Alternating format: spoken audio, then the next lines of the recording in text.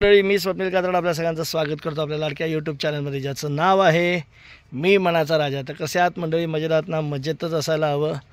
तर मंडळी, काल आपण आलो महाबळेश्वरवरनं.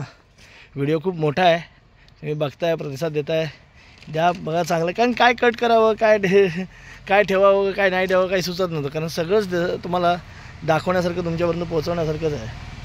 त्याच्यामुळे मी काय त्यात एडिटिंग जास्त केलं नाही. जिथे शक्य होतं तिथे म्युझिक वगैरे टाकली, स्पीड दिला. पण मला तर चांगलं तर तुम्हाला सगळंच दाखवावं असं वाटलं ते. तर असं मंडळी, पण मंडळी आलो संध्याकाळी आणि नंतर मग कानावर एक बातमी पडली की लोणावळ्यामध्ये भुशी डॅमला 5 जणांचा मृत्यू झाला आहे. तर मंडळी, मी नेहमीच सांगत असतो, निसर्गामध्ये मजा करायला जा, आनंद करायला जा, पण ते आता अतिरेक करू नका. नेहमीच सांगत असतो, प्रत्येकाला मजा करावीशी वाटते, आनंद घ्यावा असा वाटतो, सेल्फी काढावीशी वाटतात, वेगवेगळ्या प्रकारे ते पाण्याचा आनंद घ्यावा असा वाटतो.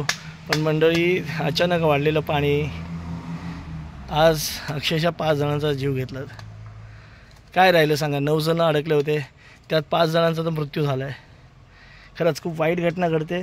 आणि मग आपल्याला पण अन्य लोक जी फिरायला जाणारी असतात, मग त्यांना पण थोडंसा मन चलबिचलित होतं.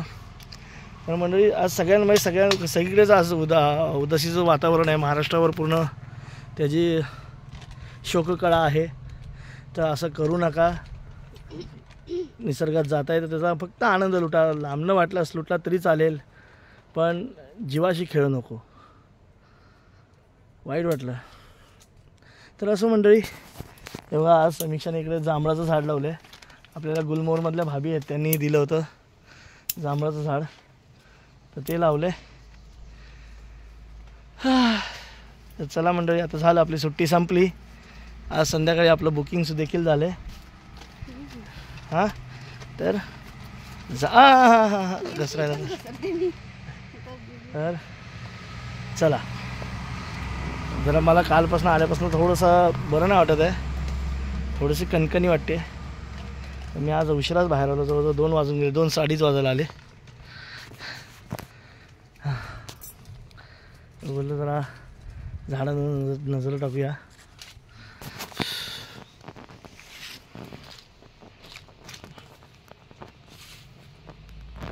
गवतीच्या आता समीक्षा थोडंसं त्याला हे करते, कट करते.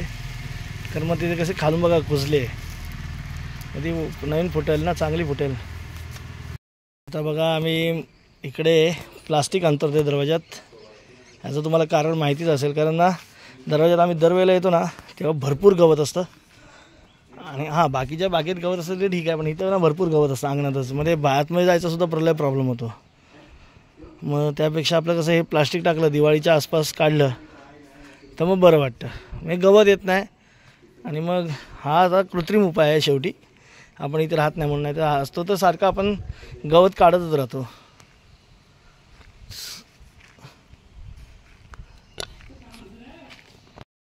प्लास्टिक घातलेलं आहे आता छान.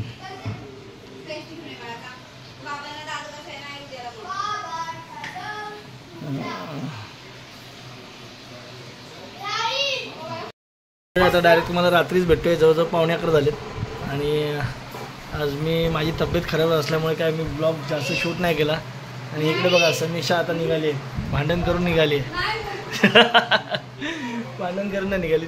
तनूने बघा इकडे काय घातलं आहे. तनू प्लास्टिक गुंड आले.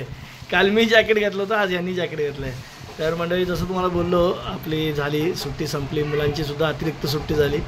मग आता त्यांना परत मुंबईला जायचं आहे. मुंबईला जातात, मी पण जाणार होतो, पण ॲक्च्युली थोडीशी तब्येत बिघडली. मग मी जरा थांबतो आहे. मी बघू माझं कसं काय होतं ते. पण मी थांबलो आहे आणि त्यांना पाठवतो आहे. ते आमची ॲक्टिवा पण घेऊन जातील ना, तेवढं बरं होईल ना. तर बघा, जादू बघा, जादू निघाला, जादू. तर दक्ष, कशी झाली सुट्टी? उद्या शाळेत ना?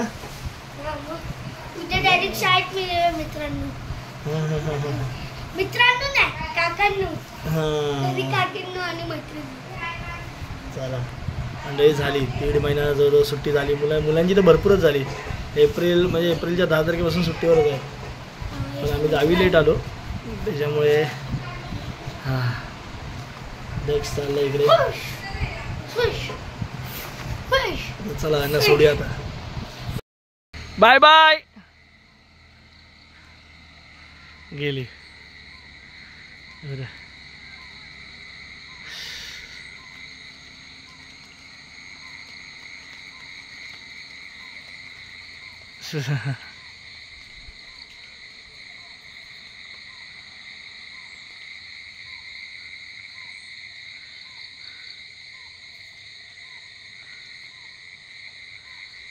चला जाऊया आता आपण घरी. आता आपण एकटेच. काय नाही.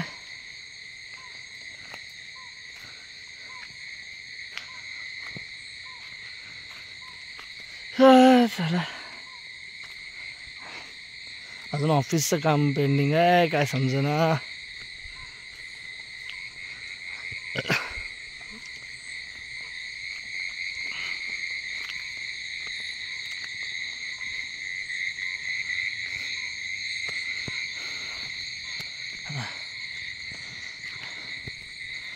हे प्लास्टिक घातले तर काहीतरी वेगळंच वाटते.